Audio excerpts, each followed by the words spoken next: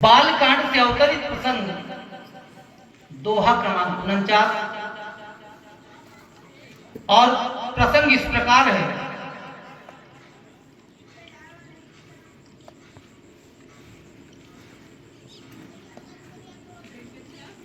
अति विचित्र रघुपति चरित जानहु सकल सुजान, ते मति मंद विमोह वस हृदय धरहु कछुआ। मानस प्रेमियों, यह जो प्रसंग है बाबा तुलसीदास जी ने श्री रामचरितमानस में लिखा है और प्रसंग उस समय का है। भगवान शंकर माता पार्वती जी को यह प्रसंग सुनाते हैं और एक समय पे इस प्रसंग को भगवान शंकर माता पार्वती को सुनाते हैं। गोस्वामी तुलसीदास जी कहते हैं और यहां रामचरितमानस में बता रहे हैं कि भगवान शंकर अगस्त ऋषि के आश्रम में इस सुंदर कथा को श्रवण कर रहे हैं। जिस समय शंकर भगवान कहते हैं माता पार्वती से, हे पार्वती, यह जो सुंदर श्री रामचंद्र जी का जो चरित्र है, जो इनकी गाथा है, यह अथाह है, इसका पार किसी ने नहीं पाया। जिस प्रकार बड़े बड़े मुनि महात्मा संत ज्ञानी चतुर सुजान इस भेद को बहुत ही मुश्किल से जान पाते हैं, यह जो चरित्र है अति विचित्र है, अगाध है, अनंत है, इसका पार किसी ने नहीं पाया। इस प्रकार से भगवान शंकर माता पार्वती से कहते हैं कि हे पार्वती, आप दक्षराज प्रजापति की कन्या थी, उस समय सती थी। जिस समय सती जी दक्षराज की कन्या थी, भगवान शंकर के साथ में त्रेता में पृथ्वी लोग भगवान शंकर भ्रमण करने के लिए जाते हैं। उस समय भगवान शंकर सती जी के साथ में अगस्त ऋषि के आश्रम में पहुंचते हैं। अगस्त ऋषि के आश्रम में जाते हैं। अगस्त जी ने मन ही मन में उन्हें पहचान लिया कि यह तीनों लोग के स्वामी विधाता भगवान शंकर है।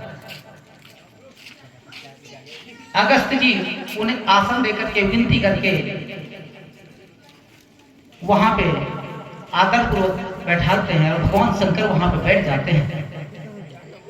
अगस्त जी भगवान शंकर और सती जी के समक्ष प्रभु श्री रामचंद्र जी की सुंदर कथा का वर्णन करते हैं और भगवान शंकर सती जी के साथ में उस कथा का श्रवणपान करते हैं। अगस्त जी ने जो यह कथा भगवान शंकर को सुनाई, वही कथा पार्वती जी को भगवान शंकर सुनाते हैं कि हे पार्वती, जिस समय आप सती के रूप में थी, उस समय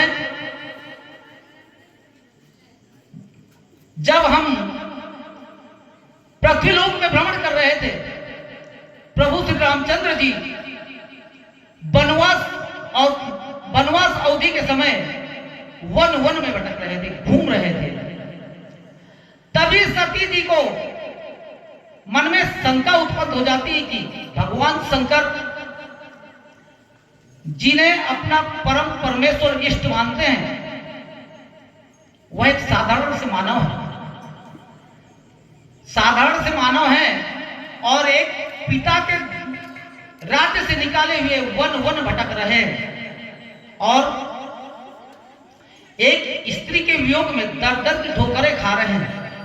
इस प्रकार से सती जी के मन में यह जो शंका उत्पन्न हुई, उसी शंका के निवारण के लिए भगवान शंकर ने पार्वती जी को यह चरित्र सुनाया।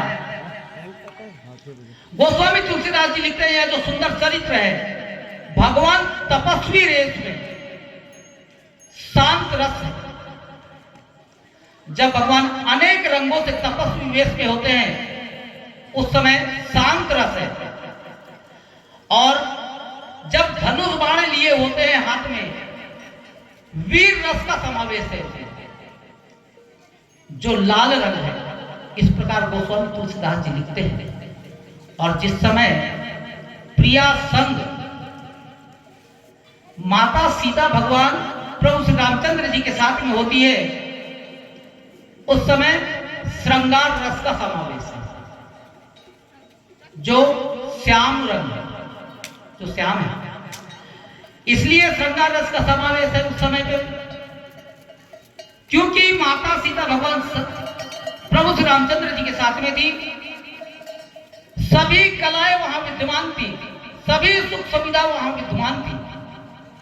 इसीलिए गोस्वामी तुलसीदास जी ने श्रृंगार रस में उस चरित्र की व्याख्या किया। और जब मारीच जो मृग, कपटी रूपी मृग बने हुए थे, उस समय मारीच का वध करने के लिए प्रभु श्री रामचंद्र जी हाथ में धनुष बाण लिए हुए वेग से मारीच के पीछे जब दौड़ते हैं, उस समय भगवान प्रभु श्री रामचंद्र जी का रूप रौद्र रूप होता है। बहुत ही विशाल रौद्र रूप हो जाता है। उस समय प्रभु श्री रामचंद्र जी काल हैं और वियोग में जिस समय माता सीता का हरण हो जाता है और उनके वियोग में दुखी होते हैं, उस समय करुण रस है जिसका रंग पीला है। और उसके पश्चात जब विरह में व्याकुल दुखी हो जाते हैं, विभस्त है, इतने दुखी हो जाते हैं, इतने शिथिल हो जाते हैं, इतने निर्बल हो जाते हैं कि प्रभु श्री रामचंद्र जी की भी जो सहनशीलता होती है टूट जाती है। इतने विभस्त हो जाते हैं, जो रंग खाकी है। इस प्रकार गोस्वामी तुलसीदास जी ने श्री रामचरितमानस में वर्णन किया है। इसे चतुर सज्जन सुजान ज्ञानी संत महात्मा मुनि ज्ञानी ही जान पाते हैं इस भेद को। ते मतिमंद विमोहवश धनऊ जानऊ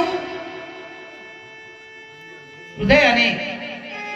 जो मतिमंद होते हैं, मंद बुद्धि होते हैं, वे इस प्रभु श्री रामचंद्र जी के चरित्र को नहीं समझ पाते कि प्रभु श्री रामचंद्र जी क्या है, उनके चरित्र क्या है, उनकी गाथा क्या है। उनके मन में कई प्रकार की धारणाएं उत्पन्न होती है।